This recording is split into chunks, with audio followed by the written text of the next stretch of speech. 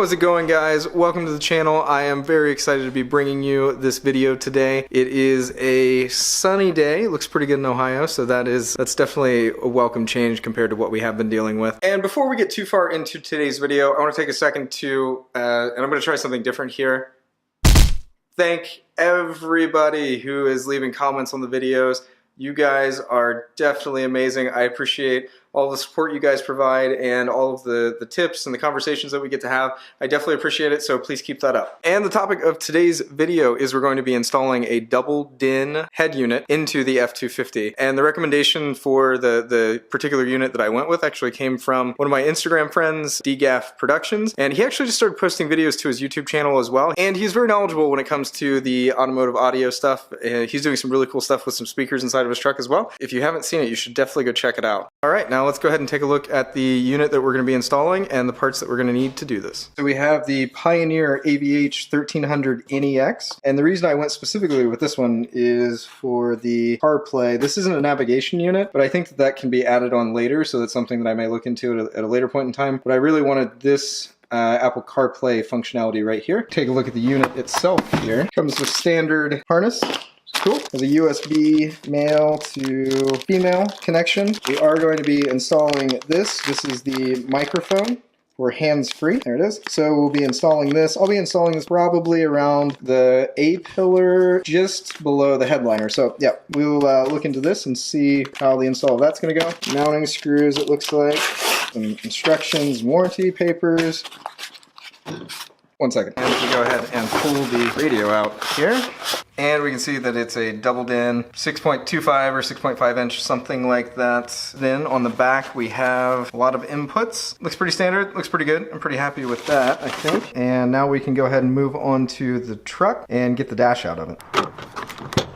Today what we're going to be working on is we need to get out this dash piece. So we have to get out this whole gray piece. Comes all the way over here and holds in this as well. So it's going to involve unplugging stuff behind here, unplugging four-wheel drive selector as well. We need to get this out and also unplug this thing. And to do that we have to put the steering wheel down and then start to pop these things out. So this is held in with the tabs, the interior molding tabs.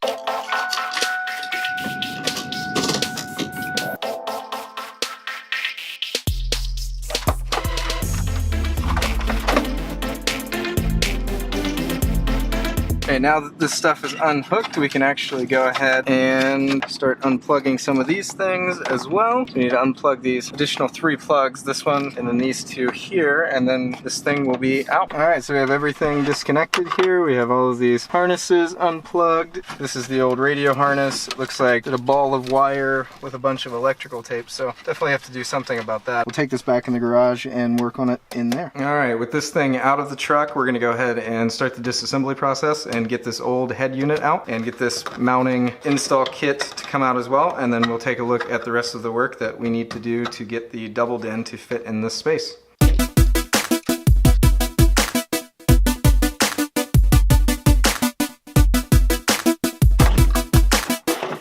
The first thing to notice about this, now that we have everything cleaned out, is that this is almost 2 DIN. Putting this in here, we can see that it fits pretty well. There's a gap on that side if we even it out. A little bit of gap on that side as well. And then on the top here, it fits very well. So I'm going to use a Dremel and I'm going to take off this top line right here. I'm going to leave the sides and then I'm going to take off this bottom notch as well. So we'll go ahead and use a Dremel and cut these out and then we'll test fit this radio again.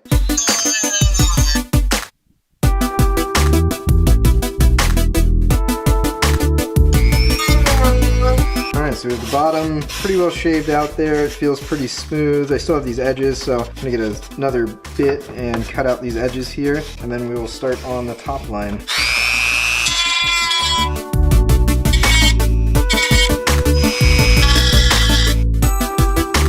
Really glad that I took this piece off and am doing this in the garage, because I think that if I hadn't, this stuff would be all the way inside of my truck. So I think that this is definitely the way to do this part, is to take it off of the truck. With everything trimmed out here, we can see how much we had to take off, which is almost entirely flat on the top, and it is actually flat on the bottom there. And we can see that our double DIN will actually slide right in and out. This mocked up here a little bit. We can actually see that there is a gap over here, a little bit of a gap over here as well. I left the side pieces so it's not as noticeable, but I do have an actual dash kit coming with side pieces to attach this and to put a bezel all the way around, so we should be able to make this look like a very clean factory, or as close to factory as we can get install. Alright, and we are now back in the truck, so I'm going to go ahead and test fit this doubled in and see what it's going to look like in that slot. It looks like there's two screws, one up here and one here, that I do believe need to come out as well. And they're not screws, they're bolts. I'm going to use a 7mm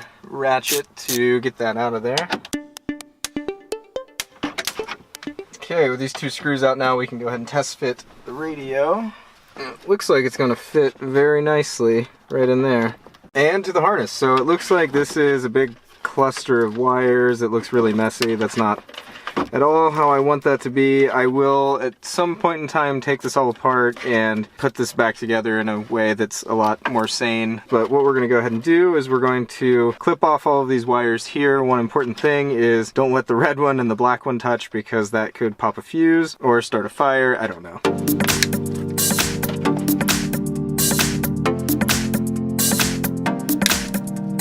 And the new harness is right here. Taking it apart, it looks very similar in color, also in configuration as well. It has a few extra things. So I'll go ahead and hook all of these wires up using connectors, and then we will continue with the install.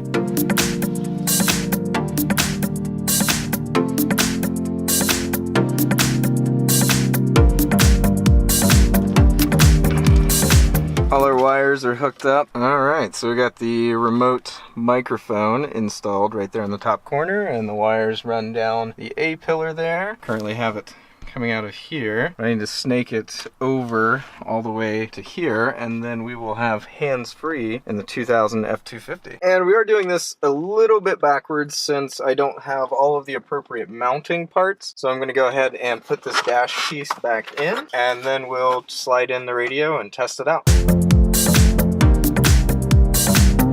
Okay, so we have the dash snapped back in there. We have all of these things hooked back up. These wires I'm plugging in here, these two wires right here, that is for the subwoofer.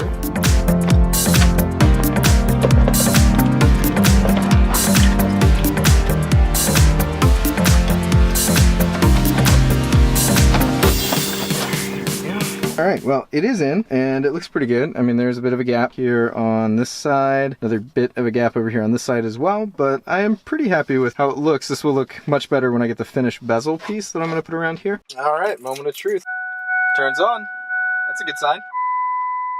After testing this thing out, I think it works really well. I finally figured out how to get everything hooked up, and I'm able to play Spotify from my phone, which is what I wanted. Looks like we could hook up a few more things if we wanted to. This I'm really excited about, that one that says camera view, hint hint. But all in all, I think this is a really good head unit. I'm really happy with all this stuff so far. And there we go. We had a pretty successful installation, I think. I do have a correct mounting kit on its way, so I will do a part 2 of this video of installing that, and also a couple of other things that I'm thinking about doing at the same time. So that will be a part 2 video coming out in the near future, and we'll be shipping back that mounting kit that didn't work. I'm just going to go ahead and ship it back and get a refund, since I think the right one is on its way. Pretty happy with it. I think my initial review is that I think that the head unit is amazing. I mean, it really is, and I even think that my subs probably hit harder now as well, and I think that's probably just because it's a more powerful system, or maybe it just has better settings. I don't know. I mean, I have no idea how old that head unit is. The one I took out, I have no idea. It came with the truck, so could just be that one was worn out, could be that this one's more powerful. I assume that's probably the case, but sounds really good. I mean, once I figured out all the settings and everything, I definitely really like that one, so I would definitely have to recommend that particular unit, which I will leave a link in the description below of the one that I used, and you can get it for your ride as well. And as soon as I figure out exactly how I'm going to mount it, I'll definitely leave a link for that in the description as well. Again, thank you so much for stopping in today. I had a lot of fun, and it was a really good day. I definitely appreciate you stopping in and watching this video. If you happen to like it,